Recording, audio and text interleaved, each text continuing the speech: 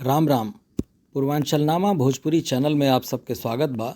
हम हई शक्ति प्रकाश श्रीवास्तव और आप सब देख रहल बानी कार्यक्रम मतलब के बात। एह बार सरकार कैसे चलई हैं मोदी जी।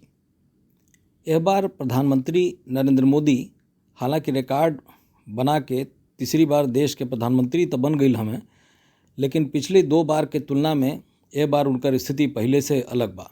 पिछले दो बार उनके लगे बहुमत के सरकार रहे, मतलब उनके खुद के पार्टी जो भारतीय जनता पार्टी है ओकरे लगे बहुमत रहे, लेकिन ए बार ऐसा नहीं खे। ए बार ओके बहुमत खातिर तेलुगु देशम पार्टी और जनता दल यूनाइटेड के साथे साथे कई गो और सहयोगियन के बैसाखी के हर समय हर क्षण दरकार बा। अब ऐसा में ई तय कर पावल बहुत मुश्किल बा कि यह सरकार के उम्र कितना हुई, मतलब कबले ही सरकार चली।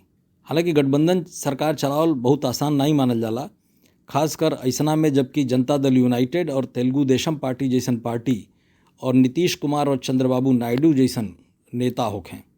यह नेतावन के चरित्र केहू से छिपल नहीं खे। यह नीतीश कुमार हमें जब नेशनल डेमोक्रेटिक अलायंस यानी एनडीए के तहत 2014 में बीजेपी की सरकार बनत रहे और नरेंद्र मोदी के नाम प्रधानमंत्री पद खातिर ना आइल तई ओके विरोध कैले रहना। बाद में एनडीए छोड़ भी देना। 2022 में राष्ट्रीय जनता दल के साथे मिल के बिहार में सरकार भी बना लेना। हालांकि बात अलग बा कि लोकसभा चुनाव के पहले फिर से वो पलटी मार के वापस बीजेपी के साथे एनडीए में शामिल हो गए। यही वजह से नीतीश कुमार के पलटू कुमार भी कहल जाला। एकरे अलावा यह कुल चरित्र लगभग चंद्रबाबू नायडू के भी है। उनके असहयोग के चलते एक बार केंद्र सरकार गिर भी चुकल बा। यह बार जब केंद्र में बीजेपी के लगे 240 सीट बा, जौन बहुमत के आंकड़ा से 32 सीट कम बा, तो ऐसा में एक बार फिर उनके सहयोगियन के महत्व बढ़ जाला। उनके संख्या सहयोगियन के साथ मिला के बहुमत के आंकड़ा से लगभग 21 सीट अधिका हो जाता। ऐसा में सहयोगियन में नायडू के टीडीपी बने तेलुगु देशम पार्टी के लगे 16 और नीतीश कुमार के जनता दल यूनाइटेड के लगे 12 सांसद बाणे। एक अलावा 5 सीट 2 सीट 1 सीट वाला कई दूसर पार्टी भी बाणे, तो ऐसा में ओलोन के भी महत्व बढ़ जाला। पार्टी के बात करें तो बीजेपी के गठबंधन सरकार चलावे के ठीक ठाक अनुभव बा, लेकिन यहाँ चूँकि बात नरेंद्र मोदी के हो रहा बा, जौन 3 बार गुजरात के मुख्यमंत्री और 2 बार प्रधानमंत्री पद सफलतापूर्वक संभाल चुकल बाण, लेकिन ई कुल सरकार उनकर बहुमत वाली रहल बा। ऐसा में मोदी अपने सहयोगियन के न चाहते हुए भी अगर मंत्री पद पर बैठौन तो वो एक तरह से उपकृत कैले हमें। लेकिन यह बार स्थिति भिन्न बा।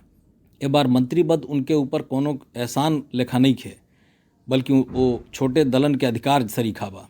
हमास के जीतन राम मांझी यही तरह मंत्री बनल बाणा मेरी केंद्र सरकार में। अब यहाँ सरकार के भविष्य या उम्र के निर्धारण करे में 2 बात बहुत महत्वपूर्ण हो जा रहा बा।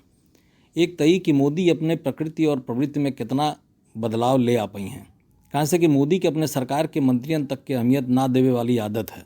ऐसा में वो सहयोगी दलन के सरकार चलावे में कितना तवज्जो दी हैं। और दूसरे ई कि टीडीपी और जेडीयू अपने चरित्र में वो कितना बदलाव का पावताड़ी। यह आधार पर उठे वाला जो बहुत सारा कयासबाजी बा, वो मोदी के सफलतापूर्वक सरकार चलौले पर एक तरह से संशय पैदा कर दिया। हालांकि जे तरह से विपरीत परिस्थिति में वो अपन केंद्र सरकार के गठन कैले हमें, यह उनके पहला सियासी विजय के रूप में देखल जा रहा बा। कहे से कि अविश्वसनीय सहयोगियन के सहारे वाली सरकार में अपने मनपसंद के मंत्रालयों पर अपने भरोसा के मंत्री की नियुक्ति कर दिहल कम बड़ी बात नहीं खे। हालांकि सियासी गलियारन में कयास लगावल जात रहे कि यह बार सहयोगी दल खासकर नीतीश कुमार और चंद्रबाबू नायडू गृहमंत्री पद पर अमित शाह के ताजपोशी कतई नहीं होके देवी लोग। लेकिन यह मोदी न खाली अमित शाह के गृहमंत्री बनौले, बल्कि रक्षा गृह के साथे साथे रक्षा, सड़क परिवहन, वित्त और विदेश जैसन मंत्रालय अपने लगे रखलें और वह पुरान मंत्रियन के दोबारा मंत्री बनावे में सफल हो गए।